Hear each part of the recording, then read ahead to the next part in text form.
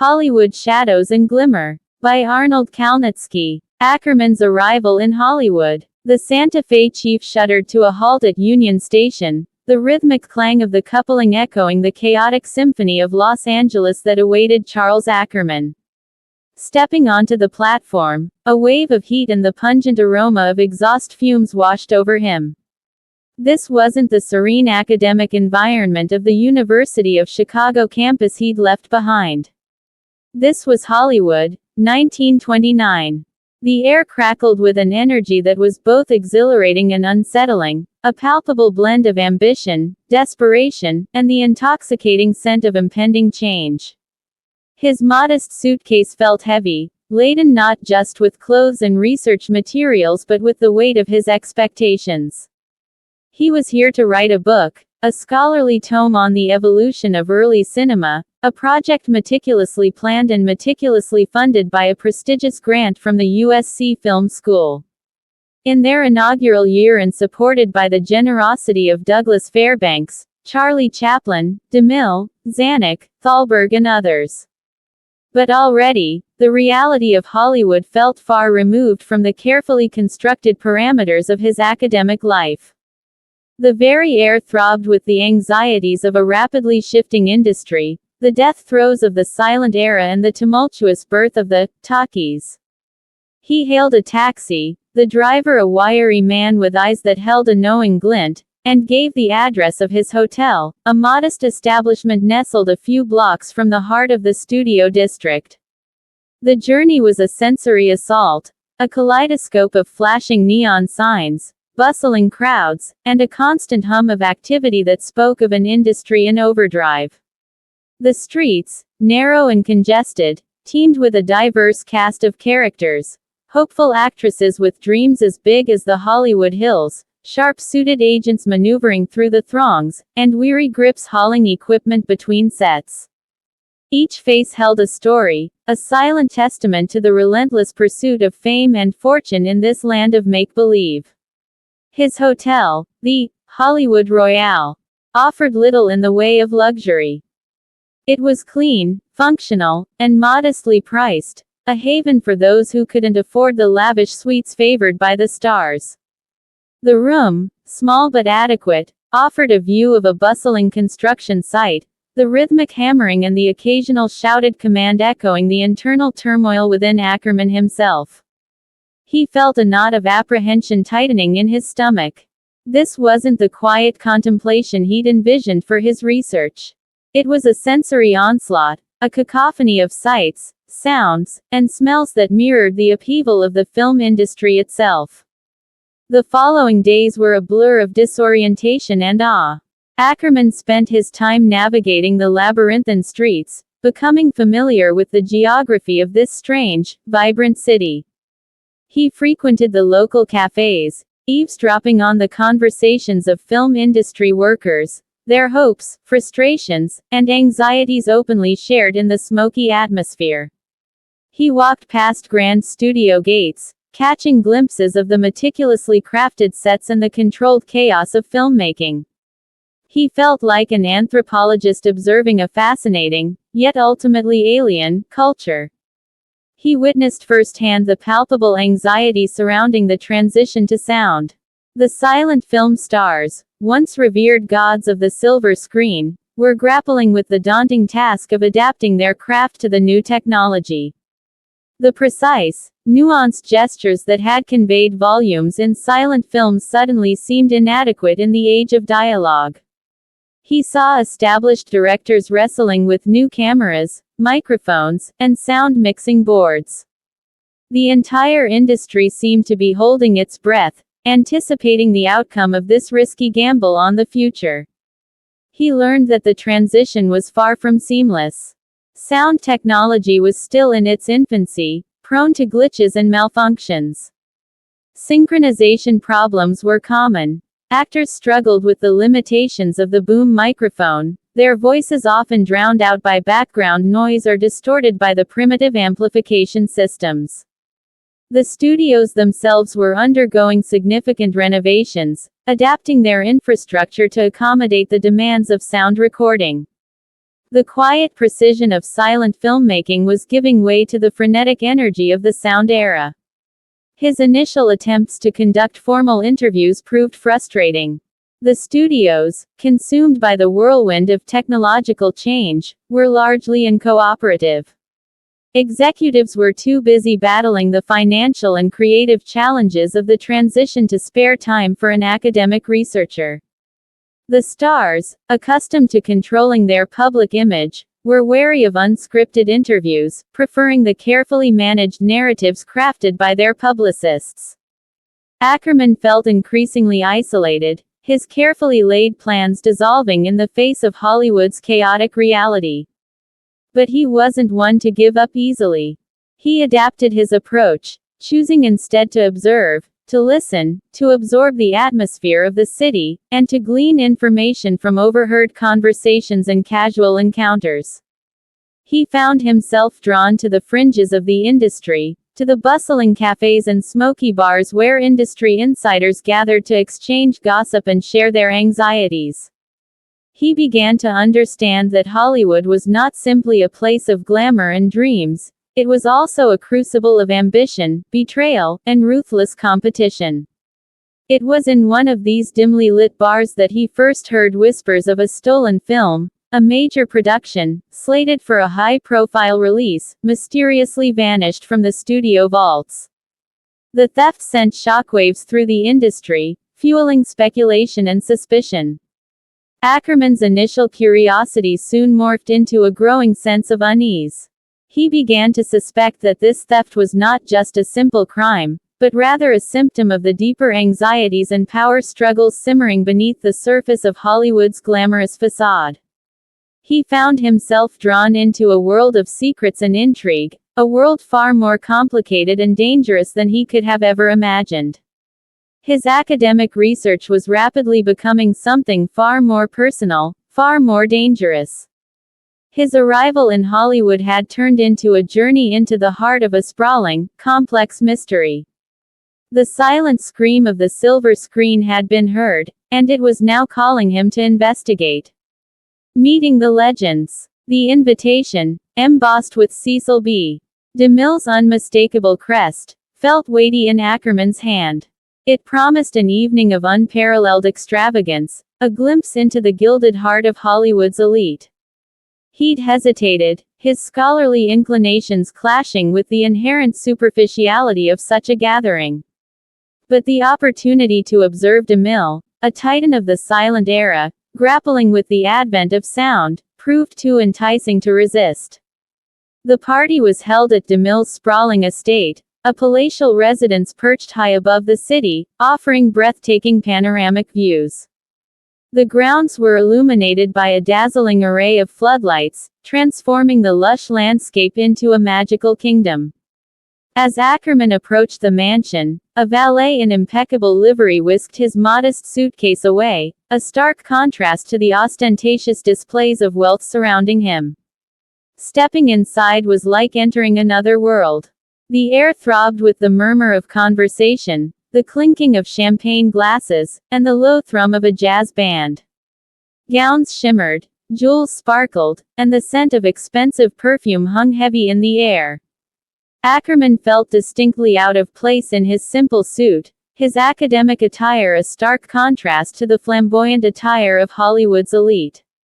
He navigated the throng of elegantly dressed guests, his eyes scanning the room for familiar faces. And then he saw him. Cecil B. DeMille, a figure larger than life, his imposing presence commanding attention. He was engaged in animated conversation with a group of studio executives, his words punctuated by dramatic gestures. DeMille, even amidst the opulence, emanated an aura of controlled power, his gaze sharp and perceptive. Ackerman managed to approach DeMille during a brief lull in the conversation. The director, despite his busy schedule, greeted him with unexpected warmth, a practiced charm that belied the ruthlessly efficient businessman beneath. They spoke of the challenges of the transition to sound, a topic that held DeMille's attention far more than the trivialities of Hollywood gossip. The silent era, DeMille remarked, his voice a deep baritone, was a time of artistry, of visual storytelling. But sound is a different beast altogether. It demands a new level of precision, a new understanding of narrative structure. It's a gamble, Mr. Ackerman, a costly gamble. But one that we must take if we are to remain relevant. He gestured towards a nearby table laden with lavish hors d'oeuvres. The financial risks are staggering, you understand. The investment in new technology, the retraining of our crews, the restructuring of our studios, it's all incredibly expensive. And there's no guarantee of success. Many fear that the very soul of cinema will be lost in the process. Their conversation drifted to the anxieties felt by silent film stars, whose careers hung precariously in the balance. DeMille acknowledged the challenges these actors faced, admitting that the transition demanded a significant shift in acting styles. The subtleties of silent performance, so exquisitely honed over years of practice, were now rendered less significant, replaced by the demands of clear speech and the limitations of early sound technology. As DeMille spoke, Ackerman's gaze drifted to another figure across the room, Charlie Chaplin, the enigmatic master of silent comedy, observing the scene with an air of quiet intensity. Chaplin, a legend whose very name resonated with the magic of silent cinema, seemed strangely out of place amidst the boisterous celebrations. His presence, usually one of infectious joy, was now tinged with an almost palpable melancholy. Ackerman, fueled by a burgeoning sense of purpose, approached Chaplin. The legendary comedian, despite his fame, proved surprisingly approachable. There was a quiet dignity about him, a deep introspection that hinted at the turmoil within. Chaplin spoke with a thoughtful reserve, his words carefully chosen. He acknowledged the revolutionary nature of sound, but expressed reservations about the potential loss of nuance in storytelling. The silent film, he explained, was a language of gestures, of expressions, of visual poetry. It allowed for a universal form of communication, unaffected by the limitations of language. Now, the focus shifts to words. And words, I fear, can often be far less nuanced, far less expressive. He paused, his gaze drifting out toward the shimmering cityscape sprawling beneath them. The challenge lies in finding a balance, he continued, a way to integrate sound without sacrificing the essence of what makes cinema magical. It is a delicate dance, a tightrope walk between tradition and innovation. His words echoed the tension permeating the entire industry, a battle between the past and the future.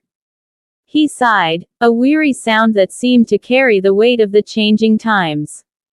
The room buzzed with a strange mix of exhilaration and apprehension, the celebratory atmosphere punctuated by undercurrents of anxiety.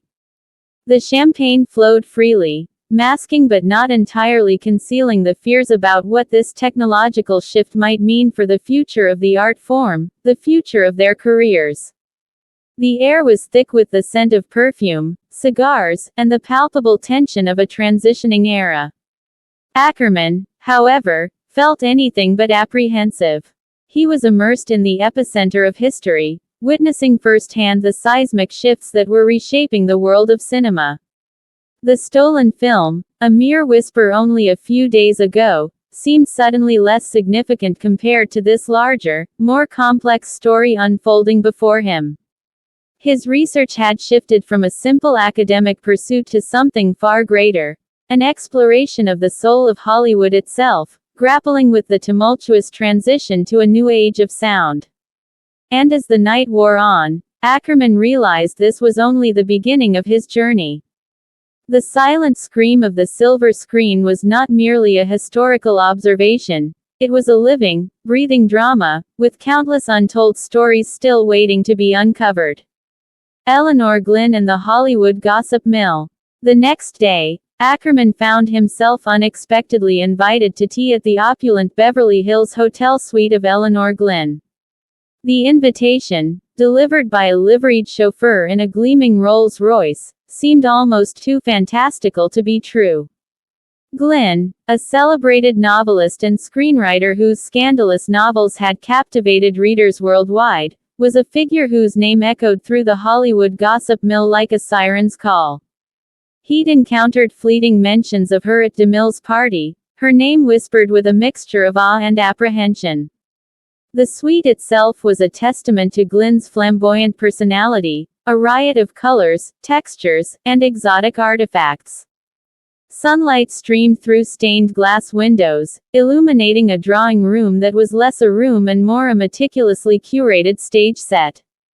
Persian rugs covered the polished floors, plush velvet sofas overflowed with cushions, a large tiger skin lay prominently on a divan, and the air was thick with the aroma of expensive perfume, a heady concoction of jasmine, rose, and something subtly exotic.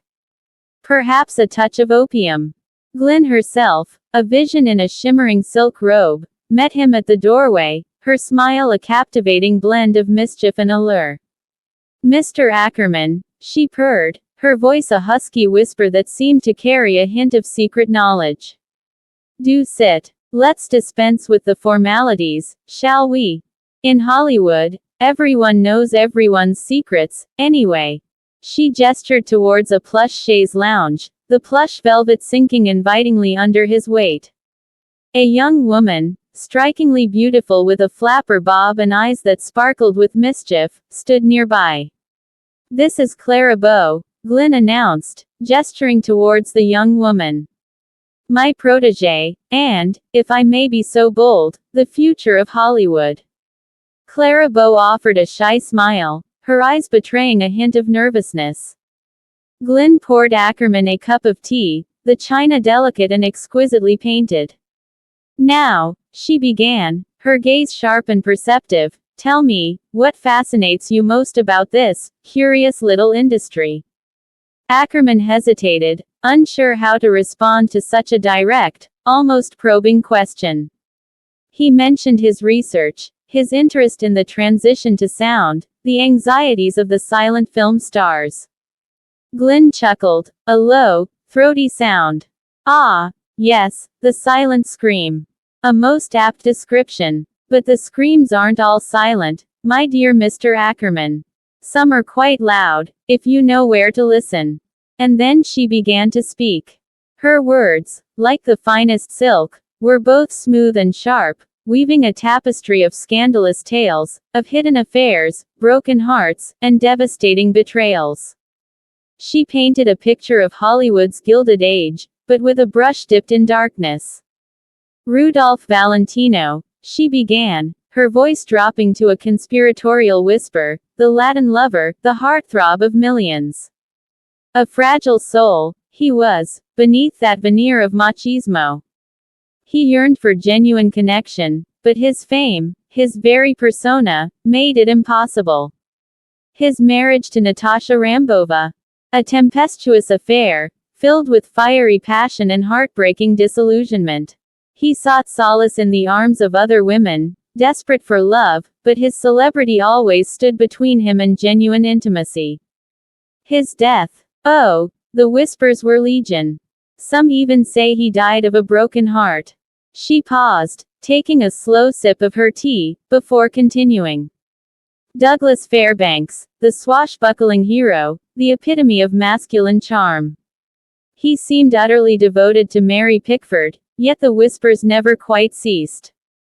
His penchant for adventure extended beyond the screen, you see. Mary Pickford, the America's sweetheart. She was a shrewd businesswoman, incredibly powerful in the industry, fiercely independent. But even her image, as pristine as it appeared, couldn't entirely hide the cracks in her carefully constructed persona. She and Douglas were a powerful pair, running United Artists, but their marriage, while undeniably successful in many aspects, wasn't without its secrets.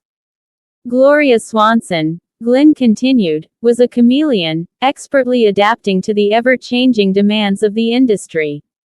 She was one of the first to embrace the talkies, seeing the potential for even greater stardom. But her rise to fame was paved with calculated risks, calculated betrayals. Her private life was as complex and layered as her performances. Clara Bow, who had remained silent throughout this exposé, suddenly spoke. "It's all so glamorous on the outside," she murmured, her voice tinged with a melancholic undercurrent. "But underneath it all, there's so much heartache, so much desperation. Everyone is trying so hard to maintain their image, to keep up appearances. It's exhausting." Glyn nodded, her eyes gleaming with a knowing smile. "Indeed. Hollywood is a glittering cage, my dear Clara, and escaping it is often more difficult than entering it. The public craves perfection, mythologizes the stars. But reality, my dear Mr. Ackerman, is always far more complicated." For hours, Ackerman sat captivated, listening as Glyn and Bow unraveled the complex tapestry of Hollywood lives, exposing the hidden flaws beneath the shimmering surface. The gossip wasn't merely idle chatter. It was a potent cocktail of ambition, betrayal, and desperation, all seasoned with a generous dash of human frailty. He realized that the stolen film was but a small piece in a far larger puzzle, a puzzle woven from the hopes, dreams, and hidden anxieties of those who inhabited this world of dreams and illusions. He left Glyn's suite long after dusk, the city lights shimmering like fallen stars, his mind abuzz with the stories he'd heard, his understanding of Hollywood irrevocably altered. He was no longer just observing the transition to sound, he was witnessing the very soul of Hollywood, laid bare, its vulnerabilities exposed beneath the glittering facade. The silent scream of the silver screen was now punctuated by the murmur of scandalous secrets, the echoes of 1,000 hidden dramas. The transition wasn't only technological. It was a profound shift in social dynamics, power struggles, and the delicate balance between public image and private reality.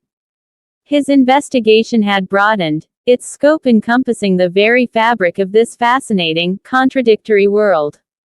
The stolen film, a significant event in itself, now paled in comparison to the larger narrative of Hollywood's metamorphosis. The deeper he delved into the mystery, the more he realized the interconnectedness of every player, the vast network of ambition, betrayal, and secrets that made Hollywood the volatile and fascinating place it was. And he knew, with a sudden certainty, that his journey was far from over. The shadow of censorship. The air in Glyn's drawing room, previously thick with the perfume of jasmine and secrets, now held a different scent, the sharp tang of apprehension. The conversation, which had danced lightly around the edges of scandal, now took a darker turn. Glyn, her smile fading, leaned forward, her gaze intense. "The whispers you've heard about broken hearts and hidden affairs are nothing compared to the silent screams of those stifled by censorship," she stated, her voice losing its playful lilt. "Hollywood is not merely a place of dreams. It's a battleground, a constant struggle between art and morality, between creative expression and the dictates of a puritanical society." She gestured to a framed photograph on a nearby table, a still from a film featuring a glamorous actress in a daringly low-cut gown. "This woman," Glyn said, her voice low, "was once the toast of Hollywood. Now, her films are relegated to dusty shelves, her career effectively ruined, all because of a single scene deemed too suggestive by the censors. Her sin, showing a hint of her décolletage. This is the price of creative freedom in our gilded cage." Ackerman, his initial fascination now tempered with a growing unease, leaned forward. "But who are these censors? What power do they hold?" "The power to destroy careers, to silence voices, to dictate the narratives that shape our culture," Glyn replied, her voice laced with bitterness. "They are a collection of individuals, groups, and organizations representing a variety of interests, religious groups, moral crusaders, and politicians wielding the power of public opinion. They operate through pressure groups, lobbying efforts, and, most effectively, by wielding the threat of boycotts and legal action against studios that dare to push boundaries. They are the unseen hand guiding the narrative, shaping what we see, and what we are allowed to see, on the silver screen. Clara Bow, her earlier shyness now replaced by a quiet anger, spoke up. They want to sanitize everything, to erase all the complexities, the shadows, the raw humanity that makes life so interesting, so compelling. They demand happy endings, idealized portrayals of morality, eliminating anything they deem scandalous, or immoral or, heaven forbid, sexually suggestive. Glyn nodded. They fear the power of cinema, its ability to stir emotions, to challenge conventions, to expose the underbelly of society. They want to control the message, to ensure it aligns with their narrow worldview. The Hays Code, ostensibly aimed at promoting morality in films, is their most effective weapon. It's a set of strict guidelines that dictate everything from the portrayal of violence and sexual content to the depiction of religious figures. It's a suffocating blanket over the creative spirit. Studios are terrified of the repercussions of defying these unspoken rules. She recounted numerous anecdotes, each more chilling than the last. The film about a passionate, albeit illicit, love affair, altered to depict a chaste friendship. The comedic masterpiece, stripped of its wit and edge to meet the censors' demands for wholesome entertainment. The daring drama, initially approved, then yanked from distribution after a single negative review by a powerful moral critic. Ackerman listened, the stories painting a disturbing picture of an industry increasingly stifled by fear, its creative energy channeled into safe, predictable narratives. The irony, Glyn observed, her voice laced with cynicism, is that these censors, in their attempt to protect the public from immoral influence, are actually creating a far more dangerous problem, a disconnect between reality and the manufactured image of the silver screen. She explained how this censorship fueled a clandestine underground, a subculture of forbidden films, smuggled from Europe and circulated among those daring enough to seek out unfiltered narratives. The true screams are muffled, but they exist, she murmured, a testament to the human desire for authenticity, for experiences unconstrained by societal limitations. The conversation drifted to the evolving role of women in Hollywood, a space where the impact of censorship was particularly acute. Women's roles were often confined to limited archetypes, the virtuous maiden, the wicked temptress, or the innocent flapper, Glyn noted. Any deviation from these pre-approved molds was met with harsh judgment. Female sexuality, anything beyond the most coded suggestions, was routinely suppressed. Yet, women were the driving force behind many cinematic innovations, behind many of the most popular and influential films. They were forced to mask their creative contributions and their independent spirit to gain a foothold in this male-dominated world. Clara Bow offered a poignant example, recalling her own early career. My persona as the it girl, it was carefully crafted. It was alluring, yet safe enough to appease those who demanded an image of wholesome innocence. It was a delicate dance, this balance between sexual allure and the standards of virtue. But beneath the surface, the restrictions were suffocating, stifling genuine artistic expression. Glyn emphasized the inherent hypocrisy of the situation, pointing out that the very same people who championed censorship often indulged in far more scandalous behavior in their private lives. They preach morality, but they themselves are far from saints, she stated, a glint of defiance in her eyes. It's a spectacle of pretense, a theatrical performance of virtue masked by hypocrisy. Ackerman, absorbing all of this, felt a profound shift in his understanding of Hollywood. The stolen film, once the central focus of his investigation, was now part of a far larger narrative, a story of creative struggle, of societal pressure, and of the enduring battle between artistic expression and the forces of censorship.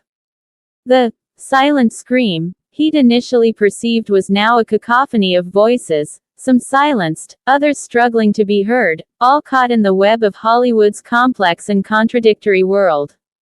He spent hours that day immersed in Glyn's world, listening as she described the evolution of censorship techniques, the subtle shifts in power dynamics, and the desperate maneuvering of studio executives who attempted to navigate this ever-shifting landscape.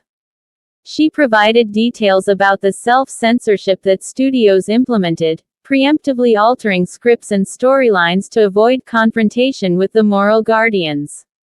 The financial stakes were enormous. A film deemed immoral could be financially ruinous. Glyn recounted stories of courageous filmmakers who fought back against the limitations imposed upon them, often to their detriment. She described individuals who employed subtle techniques to subvert the Hays Code, embedding coded messages and challenging norms with clever wordplay and visual symbolism. They were artists fighting for their vision, often at great personal risk, she stated with respect. They found ways to hint at truths deemed too dangerous to openly express. As the sun dipped below the horizon, casting long shadows across the opulent drawing room, Ackerman realized that his investigation had evolved far beyond the initial theft. It was now a journey into the heart of a cultural battleground, a confrontation between creative impulses and societal constraints. The silent scream was not simply the absence of sound, but the stifled cries of artists struggling against the weight of censorship, fighting for their right to express the complexities of human experience on the silver screen. He knew, with chilling certainty, that this fight would shape the future of Hollywood, and indeed, the future of American cinema itself. The stolen film was merely a trigger, a catalyst, which had opened his eyes to the much larger and more vital conflict at play. His investigation was far from over. The secrets he had uncovered were but the tip of the iceberg.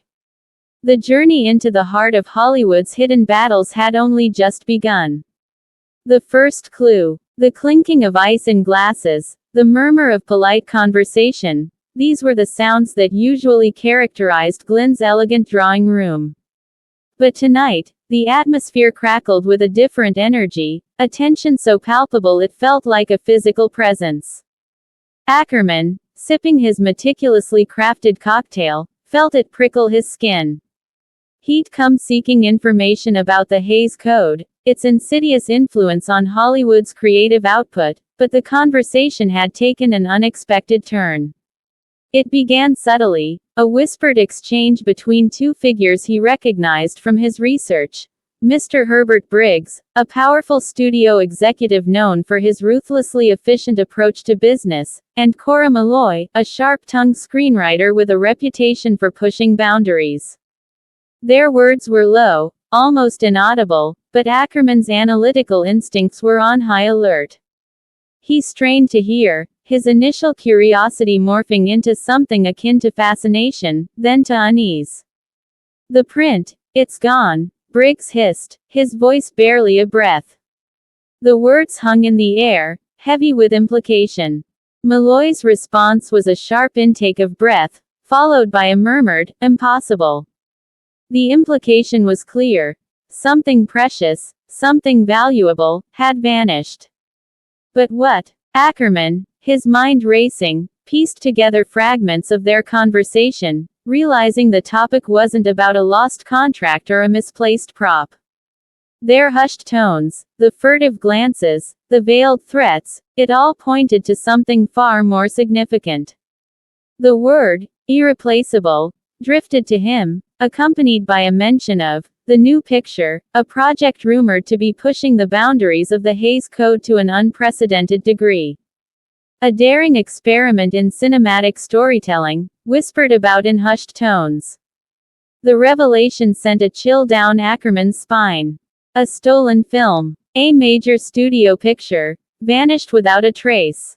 The implications were staggering. He imagined the chaos, the damage control, the desperate search.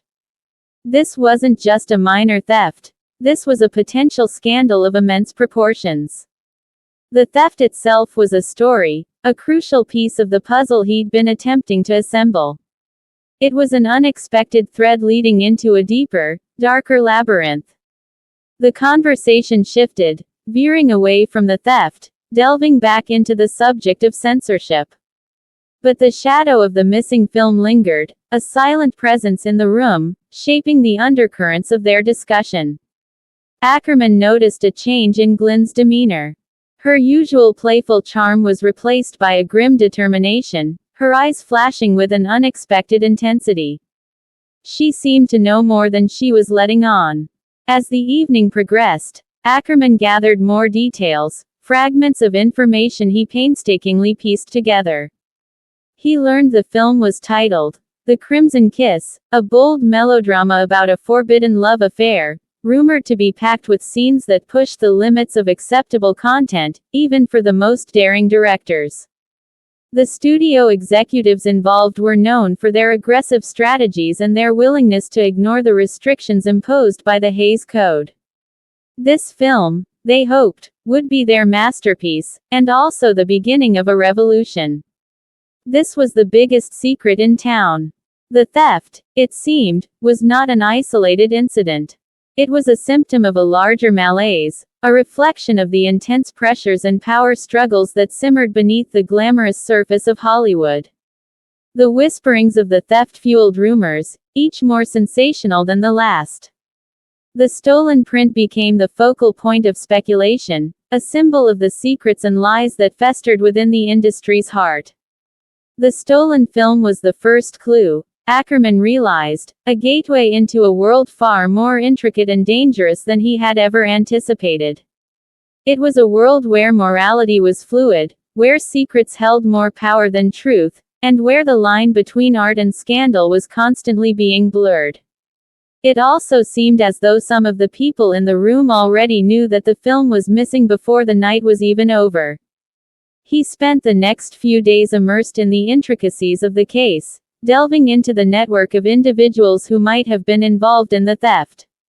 He interviewed studio employees, screenwriters, and even a few disgruntled actors, each encounter yielding a piece of the puzzle.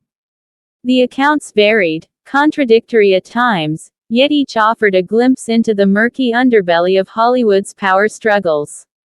He discovered that The Crimson Kiss was far more than just a film. It was a gamble, a calculated risk on the part of the studio, a bold attempt to challenge the oppressive grip of censorship. It was a story of forbidden love, of passion unrestrained, a stark contrast to the sanitized morality plays that were usually produced. The accounts varied, some suggesting the theft was an inside job, a conspiracy orchestrated by someone within the studio itself. Others pointed to rival studios, eager to sabotage their competitors' ambitious project. Still others spoke of powerful moral groups, who would have every interest in ensuring that the film was not released. The possibilities seemed endless. Ackerman's investigation was no longer a simple matter of researching the Hays Code. It had become a thrilling pursuit, a race against time to uncover the truth behind the missing film. He found himself ensnared in a web of deceit, intrigue, and danger, where the lines between right and wrong blurred, and where the fight for artistic freedom was far more intense and perilous than he had ever imagined. Each interview yielded a new perspective, new leads. One disgruntled prop master claimed to have seen a suspicious black car speeding away from the studio late one night, its plates obscured. A nervous set designer confessed to having overheard snippets of a hushed conversation about removing evidence. Each tidbit, seemingly insignificant on its own, contributed to a larger picture, a portrait of a conspiracy taking shape. The deeper he delved, the more convinced Ackerman became that this wasn't merely a theft. This was a carefully planned operation, executed with precision and ruthlessness. The level of planning, the intricate network of contacts involved, it suggested an operation with far-reaching consequences. The pressure mounted. Ackerman felt the weight of the unspoken threats, the subtle warnings that emanated from those who guarded Hollywood's secrets. The glamour of the film industry began to fade, replaced by a dark, chilling reality, a world where artistic expression often came at a steep price. He began to understand the silent screams Glyn had spoken of. It wasn't just the suppression of creative voices, but the fear, the self-censorship, the constant threat of retribution.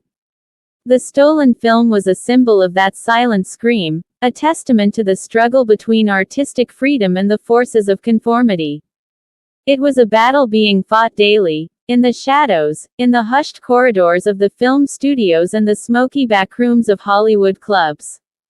As Ackerman continued his investigation, the realization dawned that he was up against formidable adversaries, a network of power and influence far more extensive and dangerous than he could have imagined.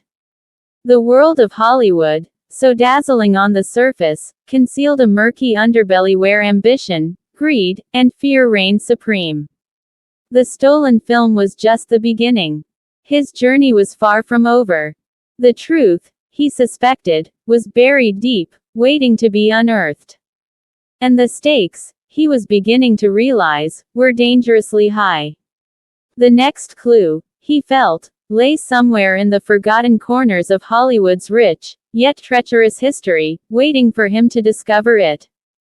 The attack. The night air hung heavy with the scent of jasmine and exhaust fumes, a peculiar blend that seemed to characterize Hollywood.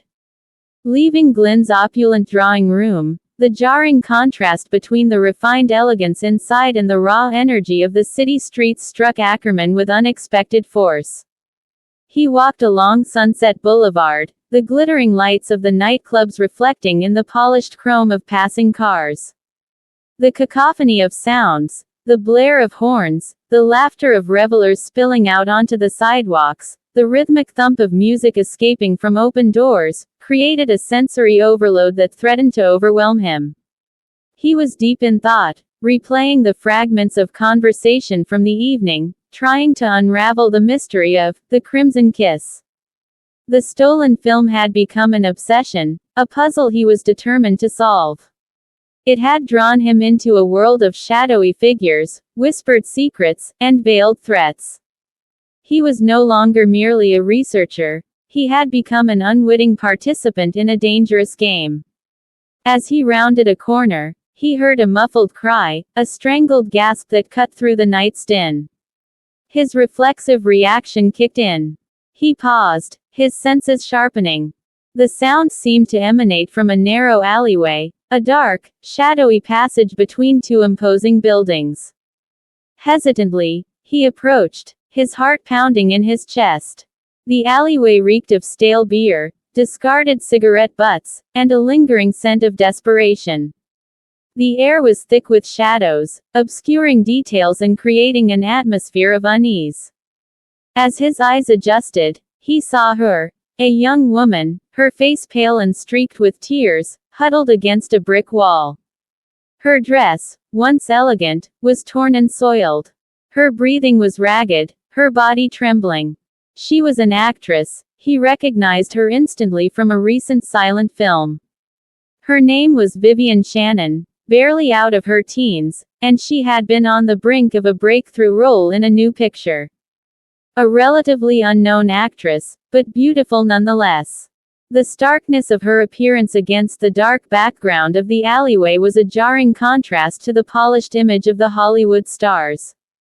He approached slowly and cautiously, extending a hand.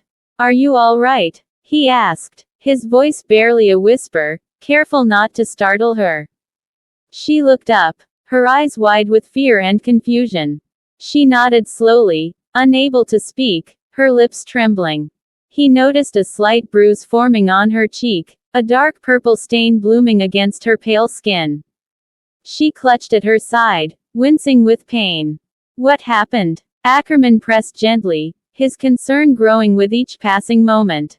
Before she could answer, a shadow moved at the far end of the alleyway. A figure emerged from the darkness, tall and imposing, shrouded in the gloom. Ackerman instinctively drew back, his senses on high alert. The figure was gone before he could even process what he had seen. The darkness seemed to swallow him whole, leaving only the echoing silence of the alleyway. He rushed to Vivian's side, helping her to her feet. She was shaken, but seemed unharmed, other than the bruise on her cheek and the emotional trauma. As he helped her out of the alleyway and into the relative safety of the street, she began to tell him what had happened. She'd been walking home from a late-night rehearsal, when a man had attacked her, knocking her to the ground and attempting to steal her purse. She'd fought back, scratching him in the process, before he'd fled. But the details of her story bothered him.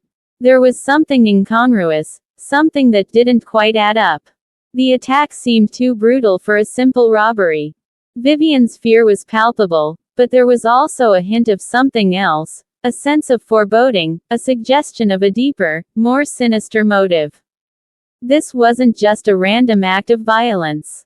This was something else entirely. A warning perhaps, an act of intimidation to keep her from telling tales not meant to be heard.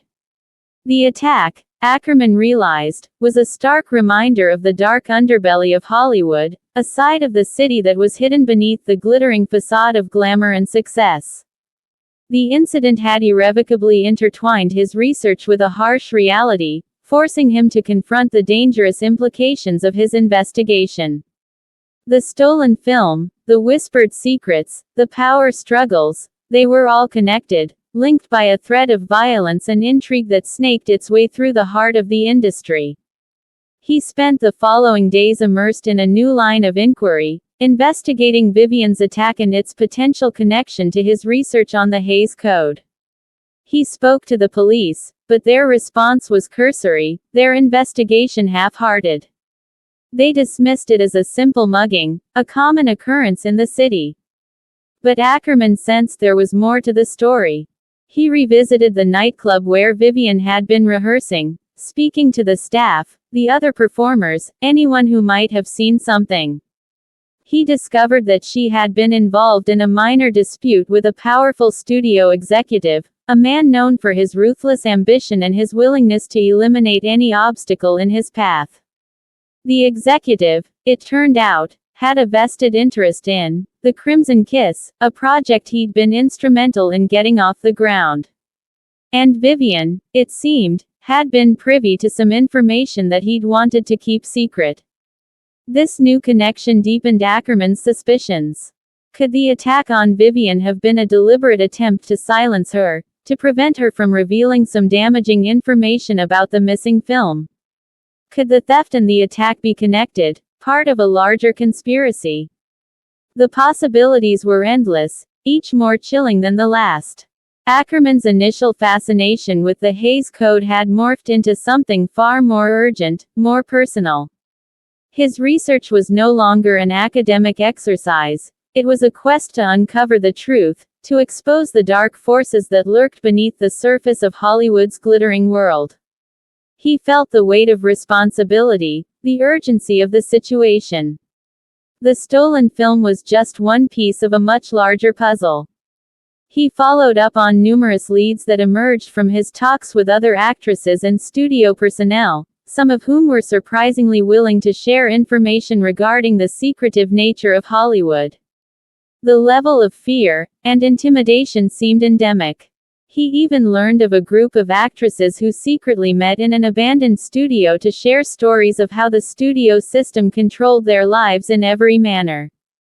Ackerman started to piece together the pattern of fear and control that were operating in the studio system and how films were not always about telling stories but a means to an end. The studio heads were using their power to control everything, from the storylines to the actors themselves, and even the distribution of the films. As he delved deeper, Ackerman discovered that the attack on Vivian was not an isolated incident. He uncovered a pattern of intimidation, a series of assaults and disappearances, all connected to the production of The Crimson Kiss. It appeared that someone was systematically silencing those who knew too much, those who could potentially expose the secrets surrounding the film's disappearance and the powerful figures behind it. The stolen film was no longer just a missing reel, it was a symbol, a testament to the dark side of Hollywood's ambition and the lengths to which some would go to protect their secrets. His investigation was now a race against time, a dangerous game of cat and mouse, where the stakes were far higher than he could have ever imagined. He had stumbled into a world of deceit, a world where truth was a dangerous commodity, and where the fight for artistic freedom often came at a steep price. The journey had become personal, fueled by a sense of justice and a burning desire to uncover the truth, no matter the cost.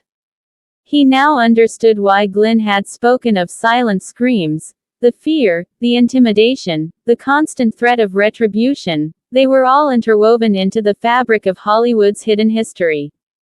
Investigating the theft. The scent of old Hollywood clung to Ackerman like a second skin, a heady mix of expensive perfume, stale cigarettes, and the faint metallic tang of blood, a memory from the alleyway encounter with Vivian. He'd spent the next few days immersed in the city's underbelly, a stark contrast to the glittering premieres and lavish parties he'd initially associated with his research.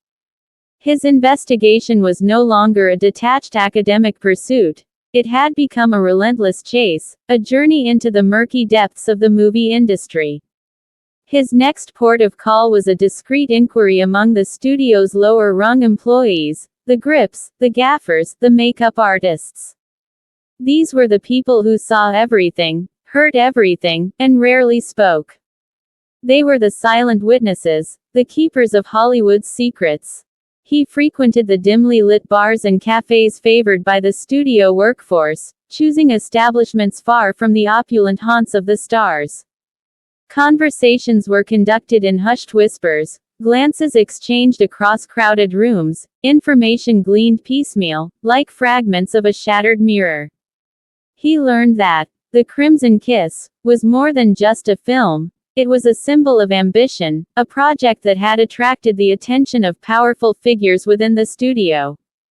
The whispers spoke of rivalries, of backroom deals, of sabotage and outright theft. He encountered a wall of silence, a collective agreement not to speak, punctuated only by furtive looks and nervous laughter.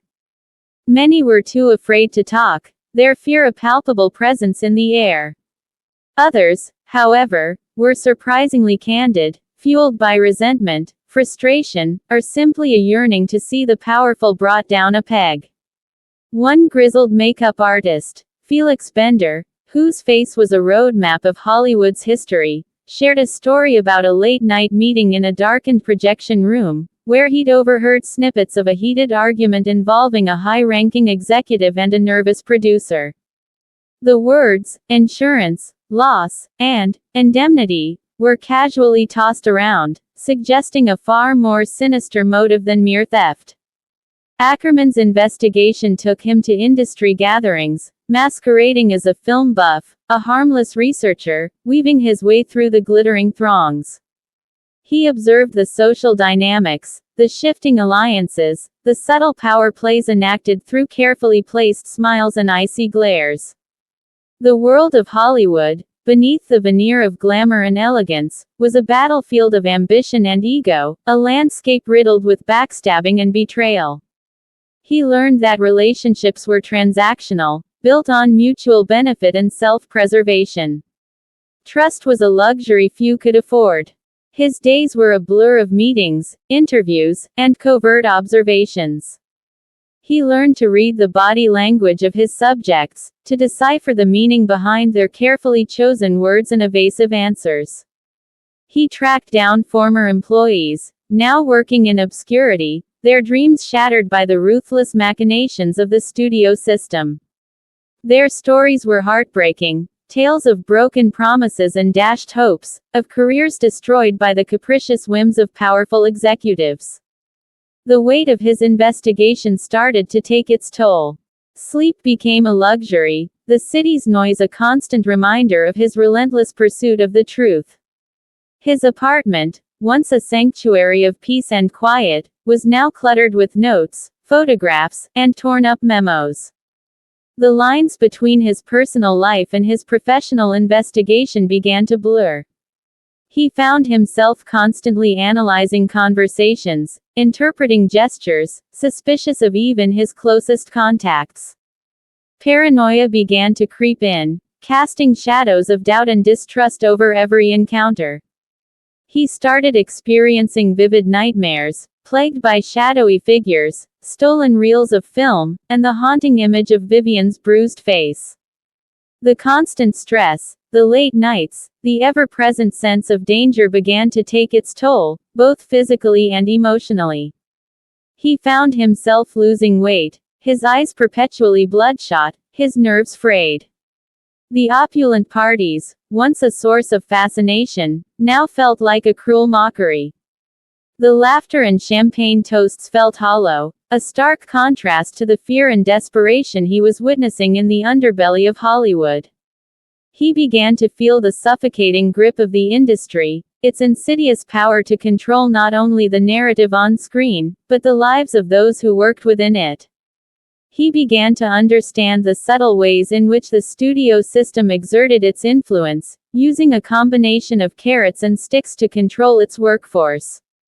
Promises of stardom were dangled as a lure, while threats of career ruin were used to enforce compliance. He noticed a subtle pattern of disappearances, not just of films, but of people, actors, writers, directors, all seemingly swallowed by the insatiable maw of the studio machine. One particularly insightful conversation with an aging screenwriter revealed the extent of the industry's control. The writer, Gardner Wiley, haunted by the ghosts of unmade films and broken promises, recounted how studio executives wielded their power to rewrite scripts, to change endings, to insert or remove scenes to suit their own agendas. He spoke of talented individuals whose careers were ruined for daring to challenge the status quo, their names erased from Hollywood's memory banks. As Ackerman delved deeper into the heart of the matter, he began to sense a deeper conspiracy, a network of intrigue that extended beyond the theft of the Crimson Kiss. The missing film was just a piece of a larger puzzle, a symbol of the industry's dark secrets, its capacity for manipulation, and its ruthless pursuit of power. And any unwanted outsider probing into that world for whatever reason, could be facing unexpected dangers. The power brokers from all studios and their affiliates would unify and conspire regardless which of them was in the crosshairs. The more Ackerman uncovered, the more dangerous his investigation became. He was walking a tightrope, balancing on the precipice of a dangerous game. He began to receive anonymous phone calls, threatening telegrams, unsettling notes slipped under his door. The city, once a source of inspiration, now felt like a menacing labyrinth, its shadows concealing unseen dangers. His pursuit of truth had transformed into a desperate fight for survival. The hunt for the Crimson Kiss was no longer just a historical inquiry, it was a battle against the immense power of Hollywood, a fight to expose the truth, no matter the cost. The stolen film had become a symbol of his own struggle, a struggle against the forces that sought to control narratives, silence dissent, and maintain the carefully constructed illusion of Hollywood glamour. The shadows were closing in. Ackerman's growing suspicions. The anonymous calls intensified, escalating from vague threats to chillingly specific warnings. One message, a raspy whisper barely audible over the static, detailed his movements from the previous day, a detail only someone intimately familiar with his routine could know. The implication was clear. He was being watched, his every step tracked. The paranoia that had been a gnawing suspicion now solidified into a chilling reality.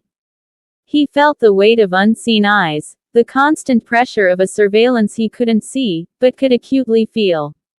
His apartment, once a haven, now felt like a trap, its walls closing in.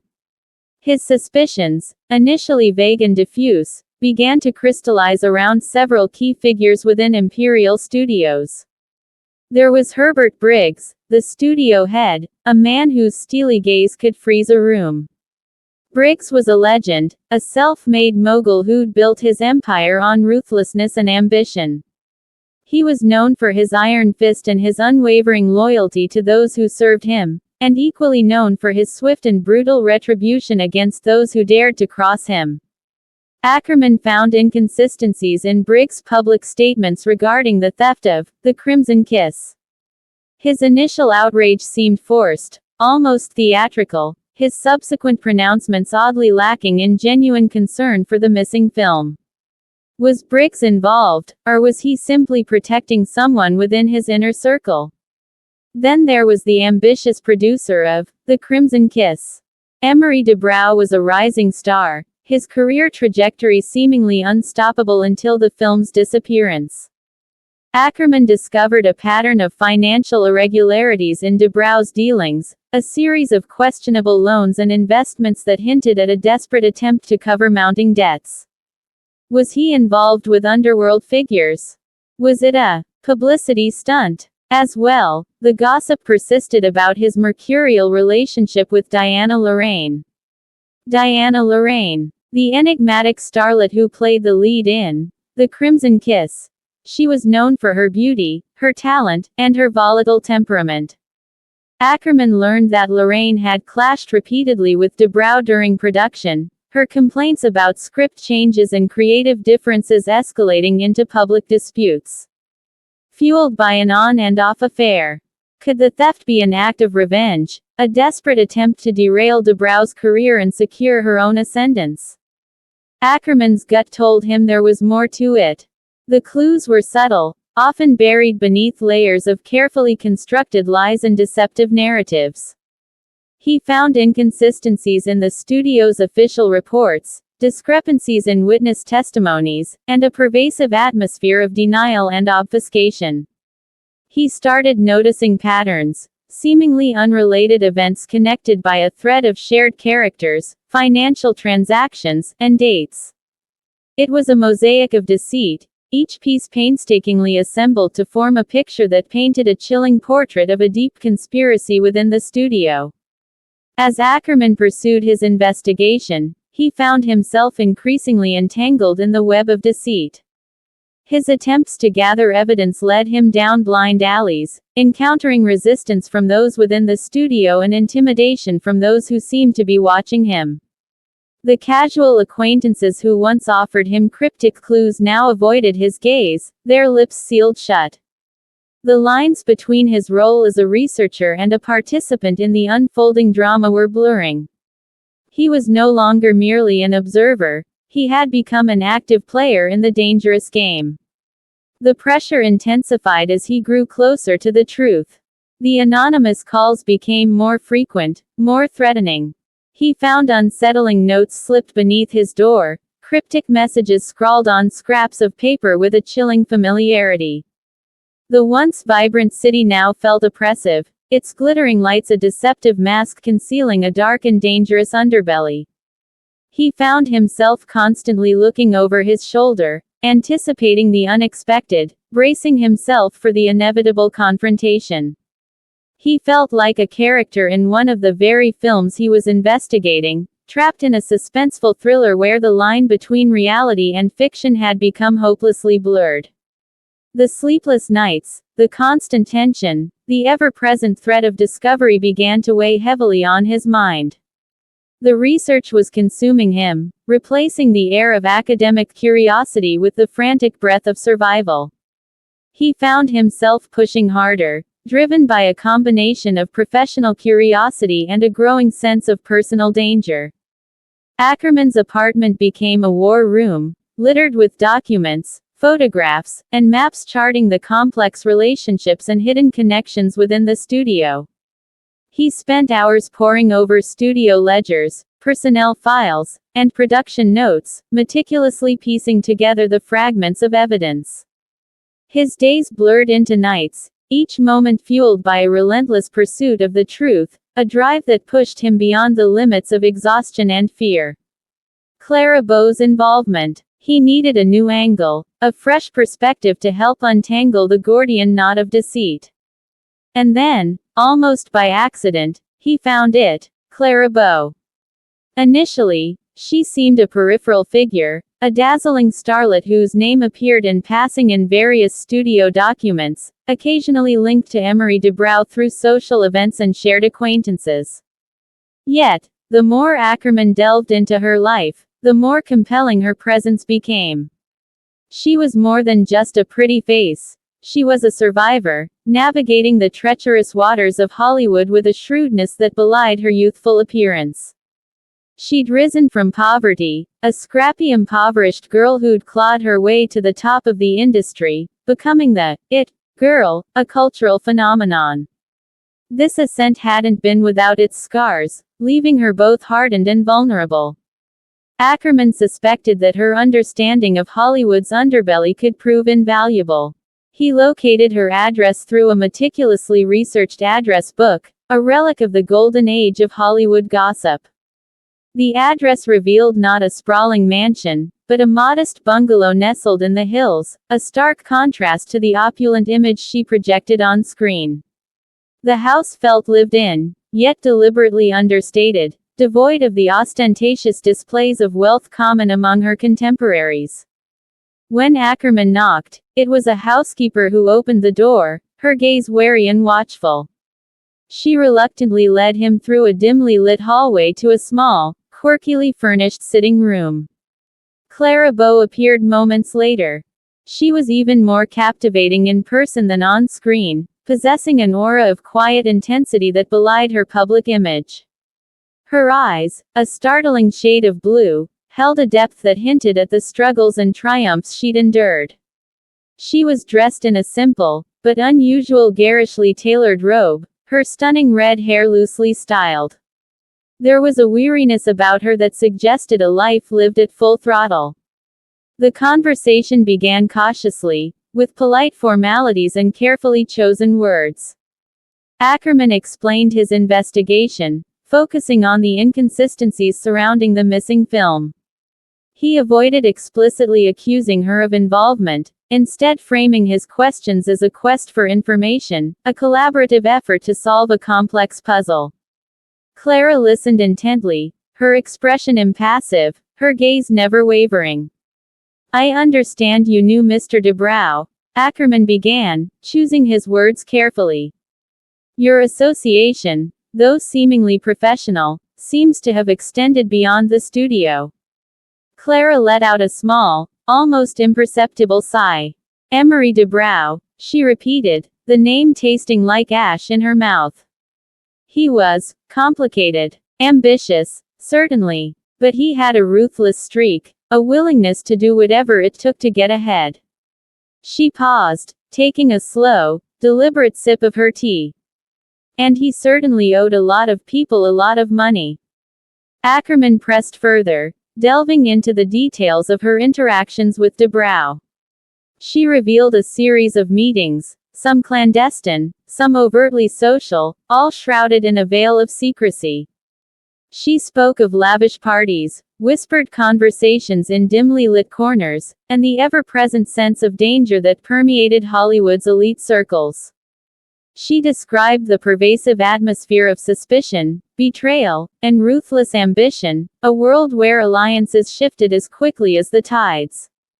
She detailed conversations overheard in the back of dimly lit nightclubs, whispers of secret deals and shady transactions.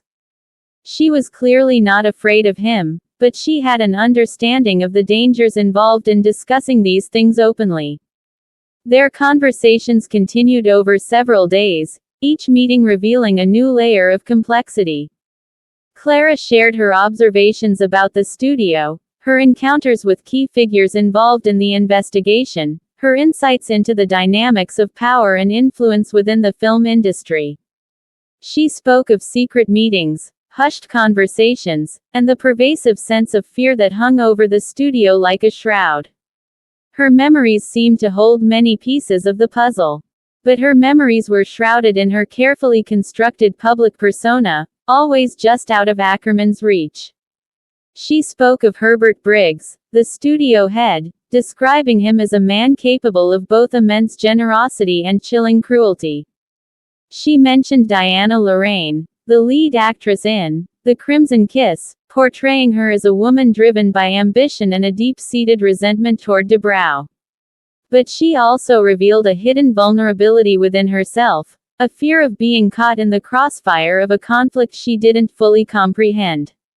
She was not merely a witness, but a participant in a dangerous game, navigating a world where lies and truths were often indistinguishable.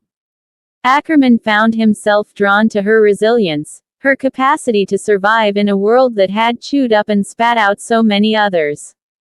He saw the strength beneath her glamorous exterior, the intelligence that allowed her to thrive in a system designed to exploit and discard. Yet, he also recognized the vulnerability that lurked beneath the surface. Ackerman's initial suspicion of Clara slowly morphed into a reluctant respect, and even a hint of something akin to admiration. She was a survivor, a fighter, a woman who had seen the worst of Hollywood and somehow managed to not only survive, but to thrive. But that didn't mean she was innocent. Her connection to DeBrow, her knowledge of the studio's inner workings, and her ability to navigate the treacherous currents of Hollywood's elite circles made her a valuable asset in his investigation. The mysterious note. The late afternoon sun cast long shadows across Ackerman's desk, painting the cramped office in hues of amber and deep violet. He'd spent the better part of the day poring over studio ledgers, financial records that seemed designed to obfuscate more than illuminate. The trail, while frustratingly opaque, did confirm a pattern of suspicious transactions leading up to the theft of the Crimson Kiss. Emery DeBrow's name, like a phantom limb, continued to haunt the periphery of the investigation, a specter of ambition and deceit. Just as exhaustion began to set in, a crisp white envelope arrived, delivered not by mail, but by hand. The messenger, a young man, Herb Shaw, with eyes that darted nervously, simply placed the envelope on his desk and vanished as quickly as he'd appeared. Ackerman picked up the envelope, its weight unexpectedly substantial for its size. There was no return address, only the faintest impression of a monogram, a stylized V, intertwined with a serpent. He cautiously opened it, revealing a single sheet of cream-colored stationery, the paper thick and expensive. Written in an elegant, almost archaic script, was a message so cryptic it sent a chill down his spine. The serpent coils where the crimson flows, it read. Seek the shadow of the silent star, where truth lies hidden beneath the gilded mask. Ackerman frowned, rereading the message slowly, his mind racing to decipher its meaning. The serpent, he mused, tracing the elegant script with his finger. Was it a reference to the monogram on the envelope? Or a more symbolic clue, pointing towards something hidden in plain sight? The crimson flows, a clear allusion to the Crimson Kiss, the stolen film. But what about the silent star? Diana Lorraine, the film's lead actress. Doubtful. She was hardly silent. And finally, the gilded mask, a metaphorical representation of Hollywood's glittering facade, the deceptive world of glamour and artifice.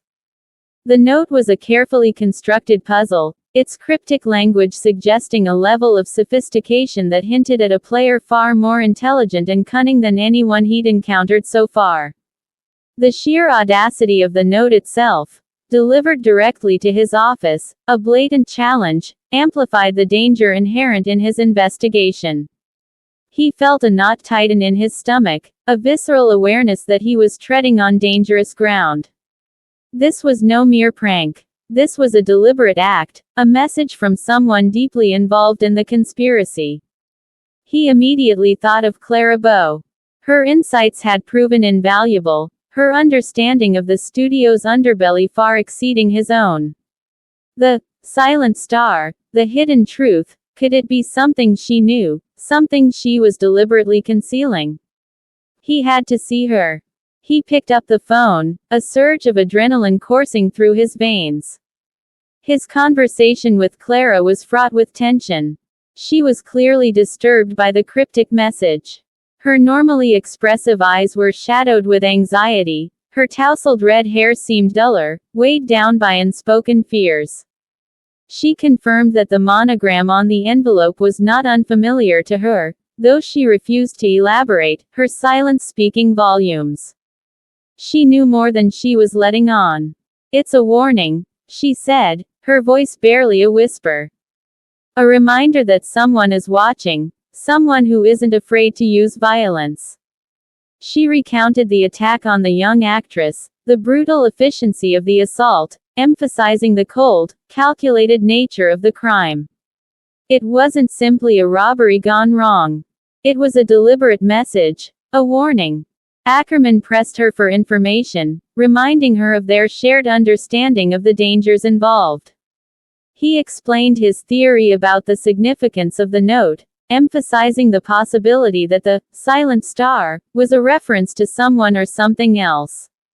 They discussed Herbert Briggs' ruthlessness, his known penchant for maintaining absolute control, and the power he wielded within the studio. Could Briggs be the serpent, the one controlling the flow of information and influence? Or was he merely a pawn in a larger game? Clara mentioned a rumor she'd overheard at a private party, a whisper of a secret society within the studio, a group of influential figures who controlled everything behind the scenes. This shadowy organization, she said, operated in the deepest recesses of power, their machinations concealed beneath a veneer of respectability. It was a world of hushed conversations, coded messages, and hidden agendas. The idea was chillingly plausible. It explained the intricate web of deceit that had ensnared Ackerman in his investigation, a conspiracy stretching beyond the theft of a single film. The conversation led them down a winding path of speculation, a labyrinth of hidden meanings and veiled references. They discussed the enigmatic figure of Diana Lorraine, her ambition and her resentment towards DeBrow. Was she, too, implicated in the conspiracy, or merely another pawn in this complex game of power and intrigue?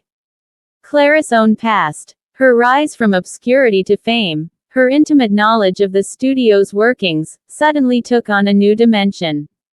She was not merely a survivor, she was a key player, a shrewd observer of people with firm instincts about who to trust and who to be very suspicious of. The days that followed were a blur of frantic activity. Ackerman, fueled by adrenaline and a growing sense of urgency, delved deeper into his investigation, utilizing the cryptic clues from the note as a guide. He revisited old acquaintances, seeking information, corroborating details, piecing together a fragmented narrative that was beginning to take shape. The serpent continued to manifest. An anonymous phone call, a shadow figure glimpsed in a darkened alley, a cryptic message left in the form of a seemingly innocuous newspaper clipping, all served as chilling reminders of the pervasive threat. His investigation was not merely a professional pursuit, it had become a desperate race against time, a confrontation with the dark heart of Hollywood.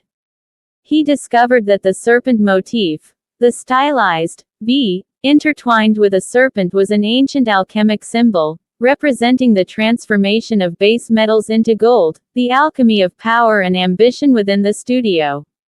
The note, he realized, was not merely a warning, it was a challenge, an invitation to decipher the mysteries of a clandestine organization, an organization that held the keys to unlocking the true nature of the conspiracy. The path ahead remained perilous. The more Ackerman learned, the more he understood the immense power and influence of the shadowy forces at play. He wasn't sure who he could trust, not even Clara. Yet, he knew he needed her help, her inside knowledge of the studio's labyrinthine workings to unravel the truth. Ackerman's dilemma. The weight of the investigation pressed down on Ackerman, a tangible burden that added to the physical exhaustion clawing at him. He'd always viewed himself as an academic, a scholar dedicated to unearthing historical truths through meticulous research, not a gumshoe navigating the treacherous back alleys of Hollywood's underbelly. The crisp, clean lines of his scholarly life now felt smudged, smeared with the grime and grit of a world far removed from the quiet solitude of his study. He found himself increasingly drawn into the glamorous yet morally ambiguous world of the silver screen, a world that fascinated and repelled him in equal measure. The opulent parties, the shimmering gowns, the dazzling smiles, all of it felt like a glittering mirage, a facade concealing a darker reality. He'd witnessed the superficiality, the rampant ambition, the cutthroat competition firsthand. The contrast between this world of glittering artifice and the gritty reality of his investigation was stark, a constant reminder of his own precarious position. His outsider status, once a source of detached objectivity, now felt like a crippling handicap. He lacked the ingrained instincts, the tacit understanding of the unwritten rules that governed this world. Every conversation, every interaction felt fraught with potential peril, a minefield of hidden agendas and unspoken alliances. He was acutely aware of being judged, scrutinized, his every move assessed for its authenticity. He missed the familiar comfort of his research, the predictable rhythm of his academic life. The chaos of the investigation was unsettling, threatening to consume him entirely. The ethical implications of his burgeoning role as a detective gnawed at his conscience. He was trespassing on a terrain where he didn't belong, interfering in affairs that were far beyond his purview. He wrestled with the question of his own responsibility, the potential consequences of his actions. Could he justify his actions simply based on the gravity of the crime? The theft of the Crimson Kiss was undeniably serious, but his involvement, his increasingly active participation in the unraveling of a conspiracy, felt like a transgression, a departure from his established ethical framework. His dilemma intensified as he analyzed the cryptic message, a puzzle box of clues and veiled references that seemed designed to taunt and confound him. The serpent, the crimson flow, the silent star, the gilded mask, they were not merely words. They were symbols, fragments of a larger allegorical narrative that hinted at a conspiracy far deeper and more insidious than he had initially imagined. He was caught in a web of deception, a maze of intrigue where the lines between truth and fiction, reality and artifice, blurred into indistinguishability. His internal struggle manifested in countless small ways. He found himself agonizing over decisions, second-guessing his every move, his sleep disturbed by vivid dreams that blended the stark reality of the investigation with the seductive allure of the Hollywood dream. He'd find himself staring at his reflection in the mirror, seeing a stranger staring back, a man transformed, a scholar replaced by a detective, a researcher metamorphosed into an investigator. The investigation had peeled away the layers of his own perception of Hollywood. He'd initially viewed it through a lens of nostalgic romanticism, an idealized vision shaped by the classic films he'd spent years studying. Now, the glamour had faded, replaced by a grim awareness of the darkness lurking beneath the surface, the ruthless pragmatism, the willingness to sacrifice morality for gain. The City of Angels had revealed a demonic underbelly. He began to question his own assumptions, his ingrained biases. Had he been too quick to judge, too eager to embrace the romanticized narratives? Had he overlooked the shadows, the inconsistencies, the inconvenient truths? His rigorous academic approach, so essential to his scholarly work, felt oddly inadequate in the face of this fluid, ever-shifting reality. The world he'd stepped into was not governed by logic and reason, it thrived on ambiguity and deception. His research, once his sanctuary, now felt like a burden, a constant reminder of his own inadequacy in this new, unfamiliar environment. He longed for the clarity and structure of his academic life, the ability to sift through evidence, analyze data, and arrive at concrete conclusions. But this investigation offered no such comfort. It was a chaotic dance of whispers, rumors, and cryptic messages, a constant tug-of-war between fact and fiction. The fear gnawed at him, a primal instinct that whispered of danger, of unseen enemies lurking in the shadows. The cryptic message, the anonymous calls, the lurking figures, they were not mere distractions, they were deliberate acts, calculated moves designed to unsettle him, to test his resolve. Unraveling the conspiracy. Stymied by dead-end leads about the Crimson Kiss, Ackerman realized he had stepped into a far more complex scenario than he had expected. He had uncovered layers of deceit, corruption and resentment within studio environments, but no definitive resolution of the theft. Ruminating, he recalled something Clara had said to him the last time they spoke. She had cynically talked about the power of the press and its influence on the industry, building up or tearing down careers and lives. And she said that Randolph Hearst was the giant everyone feared. But there were others who played the same game. Leaning over confidentially, she whispered the name, Vance, to him. He looked quizzically at her, but she just told him to be careful. Denton Vance, a respected film critic whose reviews held sway over box office fortunes. Vance, with his impeccably tailored suits and silver-tongued charm, was the epitome of Hollywood sophistication. He moved in the highest circles, rubbing shoulders with directors, producers, and stars, his opinions shaping the narrative surrounding films and the careers of those involved. Yet, beneath the veneer of cultured refinement, Ackerman sensed something sinister, a darkness that clashed sharply with his public persona. Remembering Clara's words, Ackerman's initial interactions with Vance were marked by a carefully constructed civility, a subtle dance of evasion and veiled suggestion. Vance, ever the master of social graces, deflected Ackerman's questions with effortless ease, offering polite but ultimately unhelpful answers. He spoke of the film industry in glowing terms, painting a picture of collaboration and creativity, but Ackerman detected a chilling undercurrent of manipulation and control. Ackerman's investigation intensified, and he delved into Vance's past, unearthing a history far more complicated than his public image suggested.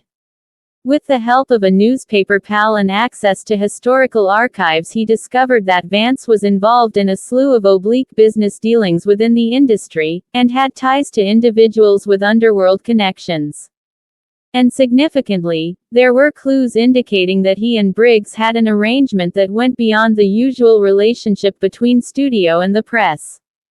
The more Ackerman dug, the more convinced he became that Vance was not merely a peripheral figure but a possible architect of the entire conspiracy. The theft of the Crimson Kiss was not a random act, it was a calculated move, a carefully orchestrated event designed to destabilize a particular faction within the industry. Vance, with his influence and connections, could have been the perfect individual to pull off such a scheme. The revelation was a jolt, a sudden shift in the landscape of the investigation. Ackerman had anticipated a complex conspiracy, but the true scale of Vance's potential involvement surpassed his wildest expectations. He was not just stealing a film, he was manipulating the entire industry, using its intricate network of power and influence to his own advantage. Suspicions about Briggs, Lorraine and DeBrow were seemingly only part of the story. They had their motives. And so did Vance. Multiple players all had their own objectives. For profit and power. And not above working together for mutual benefit. The implications were staggering. Vance's actions weren't just about financial gain. They were about control, about shaping the industry to his own vision. His motive transcended mere theft. It was a calculated power play, a strategic maneuver designed to solidify his position as an elite at the top of the Hollywood hierarchy. And from that perspective, he could have been sharing plans with a studio ready to follow his directions for future film production. Ackerman began to understand the subtle ways in which Vance had manipulated the industry. His seemingly innocuous reviews held a hidden power, capable of launching careers or destroying them. He used his influence to promote films that served his interests, while subtly undermining those that threatened his position. He had constructed a network of loyalists, individuals bound to him through financial incentives or personal favors. Ackerman realized that confronting Vance directly would be a fool's errand. He needed to build a case, amass irrefutable evidence, to expose his machinations to the public. He needed to dismantle his network, to break the bonds that held his loyalists in place. The fight wouldn't be a simple confrontation. It would be a prolonged battle, a war fought out of the spotlight, a relentless pursuit of justice in a world where justice was often a rare commodity. The confrontation. The abandoned film studio stood as a skeletal monument to Hollywood's forgotten dreams. Rusting equipment lay scattered amidst the debris, the remnants of sets long since dismantled, their painted backdrops peeling and faded. The air hung heavy with the scent of decay and dust, a stark contrast to the polished glamour of the city's contemporary landscape. This was not the opulent world of premieres and parties, but a forgotten corner, a shadowy realm where secrets festered and ambitions crumbled. It was here, in this desolate setting, that Ackerman finally confronted Denton Vance. He had arrived under the cover of a pre-dawn darkness, guided by an anonymous tip, a crumpled note left on his doorstep, bearing only the address and a single, chilling word: confrontation. Apparently Vance knew he was cornered and was prepared to deal with it in his way. The location resonated with a palpable sense of foreboding, a place where the past lingered, its whispers echoing through the dilapidated structures. He had anticipated a tense encounter, but nothing could have fully prepared him for the palpable atmosphere of this forsaken place. Vance waited amidst the rubble, silhouetted against the weak light filtering through a shattered skylight. He was not the impeccably dressed critic Ackerman had come to know, but a different figure entirely. His tailored suit was replaced by a worn leather jacket, his silver hair disheveled, his eyes gleaming with a cold, calculating intensity. He was like a predator, at home in this desolate landscape, his aura a palpable blend of menace and controlled fury. "You found me," Vance said, his voice a low growl that seemed to carry on the wind, a sound that somehow blended with the groans of the decaying structure around them. He offered no pleasantries, no polite evasion, only a stark acknowledgement of the inevitable. The confrontation was not a dramatic flourish of violence, but a silent battle of wits, a chess match played out under the grim light of dawn. Ackerman had prepared for a physical altercation, but Vance's tactic was a different kind of warfare, psychological warfare, the subtle manipulation of fear and doubt. He spoke of Ackerman's failings, his vulnerabilities, his personal weaknesses, twisting his words with a venomous precision that left Ackerman momentarily disoriented. "You think you've outsmarted me, Ackerman?" Vance hissed, his voice laced with contempt.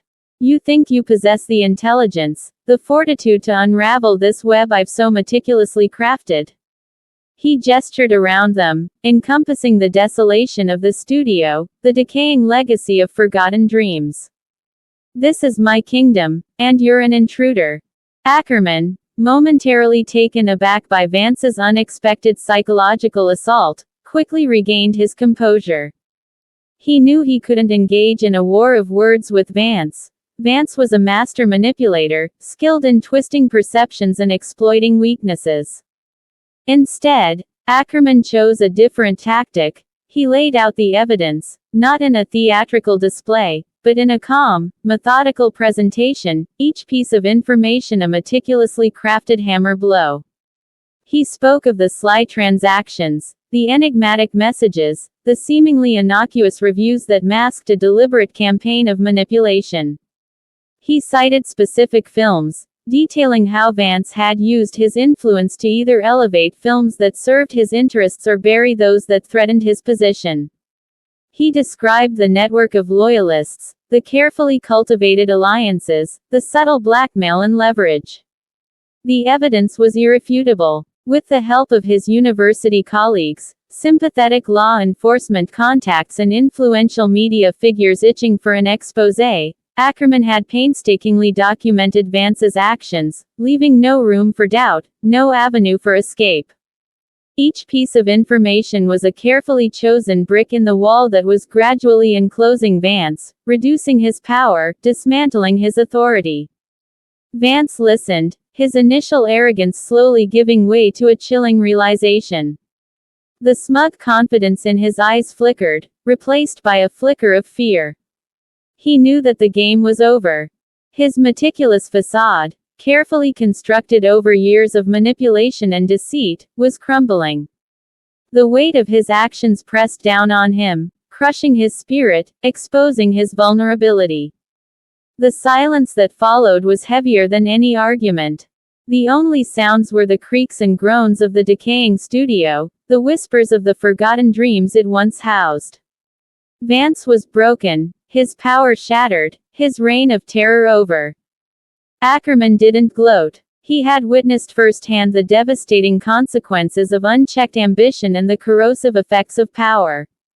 He saw not just a defeated man but a cautionary tale, a reminder of the darkness that lurked beneath the glamorous surface of Hollywood.